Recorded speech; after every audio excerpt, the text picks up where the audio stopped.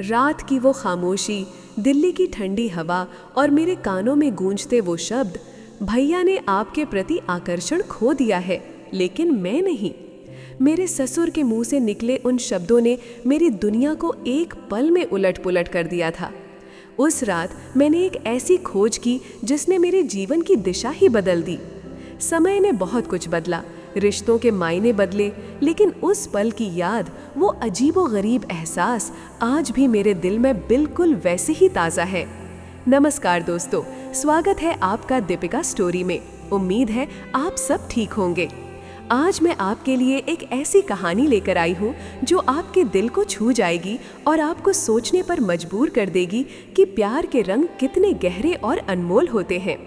इस कहानी को पूरी तरह महसूस करने के लिए मेरी आपसे गुजारिश है कि आप अपने हेडफोन लगा लें और पूरी एकाग्रता के साथ सुनें। और हाँ, अगर आपको मेरी कहानियाँ पसंद आती हैं तो चैनल को सब्सक्राइब करना न भूलें ताकि कोई भी नई कहानी आपसे छूट न जाए। तो चलिए शुरू करते हैं आज की कहानी। मैं प्रिया, दिल्ली की एक साधारण सी लड़की थी जिसके सपने भी साधारण थे। एक प्यार करने वाला पति, एक खुशहाल परिवार और एक शांतिपूर्ण जीवन। मेरी शादी राहुल से हुई थी जो मेरे बचपन का दोस्त भी था। हमारा रिश्ता दोस्ती से शुरू होकर प्यार में बदला था और फिर परिवार की रजामंदी से हमने शादी कर ली थी। राहुल एक मेहनती और महत्वाकांक्षी लड़का था। उस समय वो मुंबई में एक बड़ी आईटी कंपनी में काम करता था और हमारी शादी के बाद मैं भी उसके साथ मुंबई चली गई। मुंबई की चमक दमक भरी जिंदगी में हमारा छोटा सा आशियाना खुशियों से भरा था। राहुल अपने काम में जितना व्यस्त रहता था उतना ही वो मेरे लिए भी समय निकालता था। हमारी सुबह की कॉफी से लेकर रात के डिनर तक हर पल में एक दूसरे के लिए प्यार और समझदारी झलकती थी। वो मेरे लिए सिर्फ पति नहीं बल्कि मेरा सबसे अच्छा दोस्त, मेरा सहारा और मेरा सब कुछ था। मुझे याद है, एक बार मैं बीमार पड़ गई थी और राहुल ने बिना किसी हिचक के अपनी सारी मीटिंग्स रद्द कर दी थी सिर्फ मेरी देखभाल करने के लिए। उसके हाथ से बनी खिचड़ी और वो रात भर मेरे माथे पर गीली पट्टी रखना, ये सब बातें मेरे दिल में आज भी बसी हुई हैं। हमारा प्यार इतना गहरा था कि मुझे लगता था कि दुनिया की कोई ताकत हमें अलग नहीं कर सकती। शादी के 3 साल बाद राहुल को दिल्ली में एक बेहतर अवसर मिला और हम वापस अपने शहर लौट आए। दिल्ली में हम राहुल के पिता अमित जी के साथ रहने लगे। अमित जी एक बहुत ही सज्जन और शांत स्वभाव के व्यक्ति थे। राहुल की मां का निधन तब हो गया था जब राहुल बहुत छोटा था, इसलिए अमित जी ने राहुल को अकेले ही पाला था। उनके और राहुल के बीच एक गहरा अनकहा रिश्ता था। मेरे लिए अमित जी सिर्फ ससुर नहीं थे बल्कि एक ऐसे पिता समान थे जो हमेशा मेरे साथ खड़े रहते थे। मैं उन्हें पापा जी कहकर बुलाती थी। वो मुझे अपनी बेटी की तरह प्यार करते थे। मेरी छोटी से छोटी बात का भी ध्यान रखते थे। जब मैं कभी उदास होती तो वो बिना कुछ कहे मेरे लिए मेरी पसंदीदा चाय बना लाते थे या फिर मेरे साथ बैठकर चुपचाप मेरी बातें सुनते थे। उनके शांत स्वभाव में एक गहरी समझ और संवेदनशीलता छिपी थी। मुझे कभी महसूस नहीं हुआ कि मैं अपने घर से दूर हूँ या अकेली हूँ। लेकिन समय के साथ हमारे जीवन में कुछ बदलाव आने लगे। राहुल अपने नए काम में पूरी तरह से डूब गया था। उसके ऊपर बड़ी जिम्मेदारियां थीं और वो अक्सर देर रात तक ऑफिस में ही रहता था। अगर वो घर आता भी था तो थका हुआ और तनाव में रहता था। हमारी वो पुरानी बातें, वो हंसी मजाक, वो एक दूसरे के साथ बिताए गए क्वालिटी टाइम धीरे धीरे कम होने लगे थे। मैंने महसूस करना शुरू कर दिया था कि राहुल मुझसे दूर होता जा रहा है। शारीरिक रूप से हम एक छत के नीचे थे, लेकिन भावनात्मक रूप से हमारे बीच एक खाई बनती जा रही थी। मैं उसे समझने की कोशिश करती, उसके काम में हाथ बटाने की कोशिश करती, लेकिन मुझे लगता था कि वो मेरी बातों पर, मेरी भावनाओं पर उतना ध्यान नहीं दे रहा है जितना पहले देता था। उसके लिए अब सिर्फ उसका काम और उसकी तरक्की ही मायने रखती थी। मेरी शिकायतें अक्सर अनसुनी रह जाती थीं या फिर उसे मेरे नखरे लगने लगते थे। एक दिन मैंने उससे सीधे तौर पर बात करने की कोशिश की। मैंने कहा, राहुल, क्या तुम महसूस नहीं करते कि हम एक दूसरे से दूर होते जा रहे हैं? हमारी बातें कम हो गई हैं, हमारी हंसी गुम हो गई है। राहुल ने मेरी बात को बीच में ही काट दिया। प्रिया, तुम जानती हो कि मैं कितना व्यस्त हूँ। ये मेरे करियर का सबसे महत्वपूर्ण समय है। थोड़ा समझो मुझे। ये सब तुम्हारे लिए ही तो कर रहा हूँ ताकि हम एक बेहतर भविष्य बना सके। उसकी इस बात में सच्चाई थी, लेकिन उसके कहने का तरीका, उसके बेरुखी मेरे दिल को और भी दुख पहुंचाती थी। मैं चाहती थी कि वो मेरी भावनाओं को समझे, ना कि सिर्फ मेरे सवालों को टाल दे। धीरे धीरे मैंने उससे शिकायत करना भी छोड़ दिया। मैं अपने अंदर ही अंदर घुटने लगी थी। उस खालीपन को भरने की कोशिश में मैं अक्सर पापा जी के साथ समय बिताने लगी। वो मेरी बातें सुनते, मुझे सलाह देते और कभी कभी तो सिर्फ मेरी बगल में बैठकर मुझे एक सहारा देते। उनकी उपस्थिति में मुझे एक अजीब सी शांति महसूस होती थी, जो राहुल के साथ रहने पर भी मुझे नहीं मिल पाती थी। पापा जी अक्सर मुझे देखते और उनकी आंखों में एक गहरी चिंता झलकती थी। वो राहुल के बदलाव को भी महसूस कर रहे थे। एक शाम राहुल एक महत्वपूर्ण प्रोजेक्ट के लिए कलकत्ता गया हुआ था। उसे कम से कम 1 हफ्ते के लिए बाहर रहना था। मैं उस दिन बहुत उदास थी। शाम को मैंने खाना बनाया, लेकिन खाने का मन नहीं कर रहा था। मैं अपने कमरे में बैठी थी, खिड़की से बाहर बारिश की बूंदों को निहार रही थी। मेरा दिल भारी था और आंसू रुकने का नाम नहीं ले रहे थे। मुझे राहुल की बहुत याद आ रही थी, उस राहुल की जो कभी मुझे अकेला नहीं छोड़ता था। तभी मेरे कमरे का दरवाजा हल्का सा खुला और पापा जी अंदर आए। उनके हाथ में गर्मा गर्म अदरक वाली चाय का कप था। उन्होंने कप मेरे सामने मेज पर रखा और मेरी बगल में आकर बैठ गए। उन्होंने मेरे सिर पर हाथ फेरा, बिल्कुल वैसे ही जैसे एक पिता अपनी बेटी को दिलासा देता है। मैंने अपनी नम आंखों से उनकी ओर देखा। वो बिना कुछ कहे बस मुझे देखते रहे और उनकी आंखों में वो गहरी समझ थी जो मुझे कहीं और नहीं मिली थी। प्रिया बेटी, क्या हुआ? तुम ठीक नहीं हो? उन्होंने धीमी आवाज में पूछा। मैं अपनी भावनाओं को रोक नहीं पाई और रो पड़ी। पापा जी, मुझे समझ नहीं आता कि क्या हो रहा है।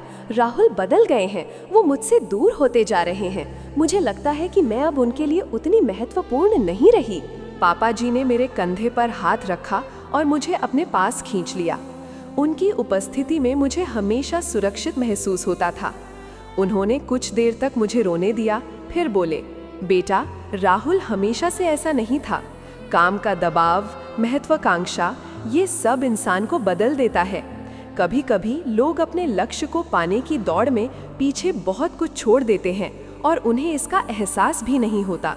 मैंने सिसकते हुए कहा, लेकिन पापा जी, क्या मेरा प्यार, हमारी खुशियाँ उनके लिए मायने नहीं रखती?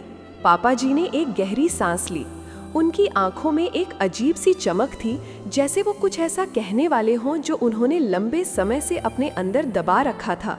उन्होंने मेरा हाथ अपने हाथों में लिया और उसे हल्के से सहलाते हुए कहा, प्रिया, मैं जानता हूँ कि तुम क्या महसूस कर रही हो। मैंने राहुल को बड़ा होते देखा है। वो एक अच्छा लड़का है, लेकिन उसने तुम्हें नज़रअंदाज करना शुरू कर दिया है। वो तुम्हें वो अहमियत नहीं दे रहा है जो तुम्हें मिलनी चाहिए। उनके शब्द मेरे दिल को छू गए। कोई तो था जो मेरी भावनाओं को समझ रहा था। मैंने उम्मीद से उनकी ओर देखा। फिर उन्होंने कुछ देर चुप्पी साधी और उनकी आंखों में एक अजीब सी गहराई थी। रात की गहराती खामोशी में उनके शब्द स्पष्ट और भारी थे। उन्होंने धीरे से कहा, भैया ने आपके प्रति आकर्षण खो दिया है, लेकिन मैं नहीं। उनके ये शब्द सुनकर मेरे शरीर में जैसे खून जम गया। भैया यानी राहुल। मेरे दिमाग ने एक पल के लिए काम करना बंद कर दिया। ये वो शब्द थे जो मैंने कभी सपने में भी नहीं सोचे थे। मेरे ससुर, मेरे पिता समान व्यक्ति मेरे पति के बारे में ऐसा कुछ कह रहे थे, और फिर अपने बारे में। आकर्षण खो दिया है लेकिन मैं नहीं। इसका क्या मतलब था? क्या वो मेरे बारे में? मेरे मन में हजारों सवाल एक साथ कौंध गए। मेरा चेहरा पीला पड़ गया था। मैं उनसे नजरें नहीं मिला पा रही थी। मेरे दिल की धड़कनें तेज हो गई थीं। ये एक ऐसा पल था जिसने मेरी दुनिया को हिला कर रख दिया था। मैंने घबराहट में उनसे पूछा, पापा जी, आप ये क्या कह रहे हैं? मेरी आवाज लड़खड़ा रही थी। उन्होंने मेरे चेहरे को अपने हाथों में लिया और मुझे अपनी ओर देखने के लिए मजबूर किया। उनकी आंखों में कोई वासना नहीं थी, बल्कि एक गहरी पीड़ा और एक अजीब सी सच्चाई थी। प्रिया, मुझे गलत मत समझो। मैं तुम्हें किसी गलत इरादे से ये सब नहीं कह रहा हूँ। उन्होंने गहरी सांस ली। मैं तुम्हें सिर्फ एक सच बता रहा हूँ। राहुल, मेरा बेटा अपनी महत्वाकांक्षाओं में इतना खो गया है कि वो तुम्हारी सुंदरता, तुम्हारी दयालुता, तुम्हारी बुद्धिमत्ता, तुम्हारी भावनाओं को देखना भूल गया है।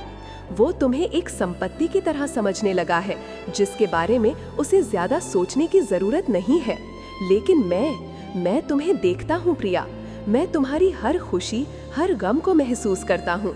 मैं तुम्हें एक संपूर्ण व्यक्ति के रूप में देखता हूँ, जिसकी कद्र होनी चाहिए। उनके शब्दों में एक अजीब सी ईमानदारी थी। मेरे लिए ये समझना मुश्किल था कि वो किस आकर्षण की बात कर रहे थे। क्या ये पिता पुत्री का आकर्षण था या कुछ और? उन्होंने मेरे मन की उलझन को भांप लिया। मैं तुमसे प्यार करता हूँ प्रिया, उन्होंने धीमी लेकिन दृढ़ आवाज में कहा। लेकिन मेरा प्यार उस तरह का नहीं है जिस तरह का तुम सोच रही हो। ये एक ऐसा प्यार है जिसमें तुम्हारी खुशी सबसे ऊपर है। मैं तुम्हें कभी दुखी नहीं देख सकता। जब राहुल तुम्हें नजरअंदाज करता है तो मेरा दिल दुखता है। मैं तुम्हें एक ऐसी बेटी की तरह मानता हूँ जिसे मैं कभी पा नहीं सका। और जब मैं कहता हूँ कि मैंने तुम्हारे प्रति आकर्षण नहीं खोया है, तो मेरा मतलब है कि मैंने तुम्हारी चमक, तुम्हारी ऊर्जा, तुम्हारी आत्मा को कभी कम होते नहीं देखा। मैंने तुम्हें हमेशा एक अद्भुत इंसान के रूप में देखा है और देखता रहूंगा। उनके स्पष्टीकरण से मेरे दिल का बोझ थोड़ा हल्का हुआ, लेकिन उन शब्दों की गहराई अभी भी मेरे ऊपर हावी थी।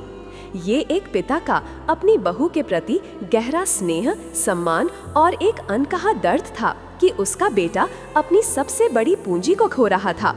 ये किसी भी रूप में कोई अनैतिक प्रस्ताव नहीं था, बल्कि एक पिता की उस चिंता का इजहार था जो अपनी बहू को खुश देखना चाहता था और अपने बेटे की नासमझी को दूर करना चाहता था।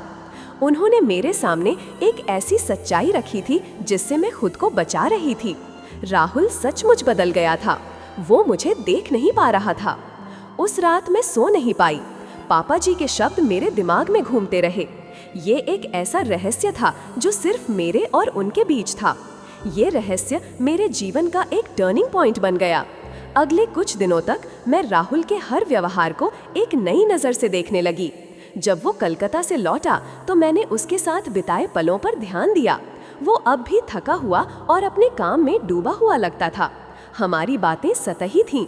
उसने कभी मेरे उदास चेहरे पर ध्यान नहीं दिया, न ही मुझसे पूछा कि मैं कैसी हूँ या मैंने उसके बिना कैसे समय बिताया। पहले वो हमेशा मेरी पसंद नापसंद का ख्याल रखता था, लेकिन अब वो अक्सर अपनी ही धुन में रहता था। एक शाम जब हम डिनर कर रहे थे, मैंने उससे उसकी पसंद ही सब्जी के बारे में पूछा। उसने अनमने ढंग से कहा, जो भी बना है ठीक है। ये पहले वाले राहुल से बिल्कुल अलग था, जो मेरी हर छोटी बात पर ध्यान देता था। उस पल मुझे पापा जी के शब्दों की सच्चाई और भी स्पष्ट लगने लगी। राहुल ने सच में मेरे प्रति अपना आकर्षण खो दिया था। वो आकर्षण जो मुझे उसके जीवन का एक महत्वपूर्ण हिस्सा महसूस कराता था। ये सिर्फ शारीरिक आकर्षण की बात नहीं थी, बल्कि भावनात्मक, बौद्धिक और आत्मिक जुड़ाव का आकर्षण था। वो मुझे एक व्यक्ति के रूप में देखना और समझना भूल गया था। ये खोज, ये भयानक सच्चाई मेरे लिए एक झटका थी। मैं राहुल से प्यार करती थी, लेकिन मैं उस रिश्ते में नहीं रहना चाहती थी जहां मुझे अनदेखा किया जाए। मैं अपने आत्मसम्मान के साथ समझौता नहीं कर सकती थी। मैंने पापा जी की बातों को एक हथियार के रूप में नहीं, बल्कि एक प्रेरणा के रूप में लिया। उन्होंने मुझे अपनी कीमत समझाई थी। उन्होंने मुझे सिखाया था कि मुझे एक ऐसे व्यक्ति की जरूरत है जो मुझे पूरी तरह से देखे, न कि सिर्फ एक पत्नी के रूप में। कुछ दिनों बाद मैंने राहुल से फिर से बात करने का फैसला किया। इस बार मैं भावुक नहीं थी, बल्कि दृढ़ थी। मैंने उसे अपनी भावनाओं को स्पष्ट रूप से बताया, बिना किसी आरोप के। मैंने कहा, राहुल, मुझे लगता है कि हम दोनों एक दूसरे से दूर होते जा रहे हैं। मुझे तुम्हारी कमी महसूस होती है। मुझे वो राहुल चाहिए जो मेरी हर बात पर ध्यान देता था, जो मेरे साथ हंसता था, जो मेरी उदासी में मेरा सहारा बनता था। तुम बदल गए हो और ये बदलाव मुझे अकेला महसूस कराता है। राहुल पहले तो थोड़ा हैरान हुआ, फिर उसने हमेशा की तरह अपने काम का बहाना बनाने की कोशिश की। प्रिया, तुम फिर से शुरू हो गई। मैंने कहा ना कि मैं व्यस्त हूँ। नहीं राहुल, मैंने उसे रोका। ये सिर्फ व्यस्तता की बात नहीं है, ये हमारे रिश्ते की बात है। अगर हम आज इस पर ध्यान नहीं देंगे तो एक दिन हमारे बीच कुछ नहीं बचेगा। मैं तुम्हारे बिना अकेली महसूस करती हूँ, जबकि तुम यहीं मेरे पास हो। मेरी आंखों में आंसू थे, लेकिन मेरी आवाज़ में एक अजीब सी ताकत थी। शायद पापा जी के शब्दों ने मुझे ये ताकत दी थी। राहुल ने मेरी आंखों में देखा और शायद पहली बार उसने मेरी पीड़ा को महसूस किया। उसने देखा कि मैं सिर्फ शिकायत नहीं कर रही थी, बल्कि मैं अपने रिश्ते को बचाने की कोशिश कर रही थी। उसने अपना सिर झुका लिया। मुझे माफ़ करना प्रिया, शायद मैं सचमुच तुम्हें नज़रअंदाज कर रहा था। मैं अपने काम में इतना खो गया था कि मैंने तुम्हें और हमारे रिश्ते को हल्के में ले लिया। मैं नहीं चाहता कि तुम मुझसे दूर जाओ। उस रात हमने घंटों बात की। राहुल ने अपनी गलतियों को स्वीकार किया। उसने कहा कि वो मुझे फिर से पहले की तरह प्यार करेगा, मुझे समय देगा। उसने वादा किया कि वो अपने काम और हमारे रिश्ते के बीच संतुलन बनाएगा। मैंने उसकी बातों पर विश्वास किया, क्योंकि उसकी आंखों में वही पुराना प्यार और पछतावा झलक रहा था। राहुल ने सचमुच खुद को बदलने की कोशिश की। उसने अपने काम के घंटे कम किए और मेरे लिए समय निकालना शुरू किया। हम फिर से साथ में फिल्में देखने लगे, कॉफ़ी डेट पर जाने लगे। उसने मेरी छोटी छोटी बातों पर ध्यान देना शुरू किया और मुझे फिर से महसूस होने लगा कि मैं उसके लिए कितनी महत्वपूर्ण हूँ। हमारे रिश्ते में वो पुरानी गर्माहट लौट आई थी, बल्कि अब वो और भी गहरा हो गया था, क्योंकि हमने एक मुश्किल दौर को साथ मिलकर पार किया था। और पापा जी, वो मेरी और राहुल की खुशी देखकर बहुत खुश थे। उन्होंने कभी भी उस रात की बात का जिक्र नहीं किया। वो दूर से ही हम दोनों को खुश देखकर मुस्कुराते रहते थे। मुझे पता था कि उन्होंने मेरे लिए कितना बड़ा त्याग किया था। उन्होंने अपने दिल की बात बताई ताकि मैं अपनी खुशी को फिर से पा सकूं। उनका आकर्षण एक पिता का निस्वार्थ प्रेम और एक मार्गदर्शक का मार्गदर्शन था, जिसने मुझे अंधेरे से बाहर निकाला था। मैंने पापा जी को हमेशा एक विशेष स्थान दिया। वो मेरे लिए एक ऐसे अभिभावक थे जिन्होंने मुझे जीवन की सबसे बड़ी सच्चाई से रूबरू कराया था। उनके उन शब्दों ने मेरे जीवन को हमेशा के लिए बदल दिया। मुझे सिखाया कि प्यार सिर्फ एक ही रंग का नहीं होता, बल्कि उसके कई शेड्स होते हैं। ये सिखाया कि सच्चा आकर्षण शारीरिक नहीं, बल्कि आत्मिक होता है, जो दूसरे व्यक्ति की आत्मा को देखता और महसूस करता है। आज भी जब मैं राहुल के साथ अपने खुशहाल जीवन को देखती हूँ, तो मुझे पापा जी के वो शब्द याद आते हैं। समय ने राहुल को बदला, मुझे बदला, लेकिन उस रात की याद, वो खोज जिसने मुझे ये सिखाया कि प्यार को कैसे बचाना है, वो आज भी मेरे दिल में बसी हुई है। ये सिर्फ एक याद नहीं, बल्कि मेरे जीवन का एक महत्वपूर्ण सबक है। ये मुझे हमेशा याद दिलाता है कि हमें अपने रिश्तों को कभी हल्के में नहीं लेना चाहिए और हमेशा उन लोगों की कद्र करनी चाहिए जो हमें सचमुच देखते और समझते हैं। दोस्तों, उम्मीद है कि आपको ये कहानी पसंद आई होगी। प्यार के मायने कितने गहरे और अलग हो सकते हैं, ये इस कहानी में हमने देखा। आपको ये कहानी कैसी लगी, मुझे कमेंट करके ज़रूर बताएं। आपके विचार मेरे लिए बहुत महत्वपूर्ण हैं। अगर आपको ये कहानी अच्छी लगी हो तो इसे लाइक करें, अपने दोस्तों और परिवार के साथ शेयर करें और दीपिका स्टोरी को सब्सक्राइब करना न भूलें, ताकि आप ऐसी और भी मार्मिक और प्रेरणादायक कहानियाँ सुन सकें। मिलते हैं अगली कहानी में, तब तक के लिए अपना ख्याल रखें। धन्यवाद।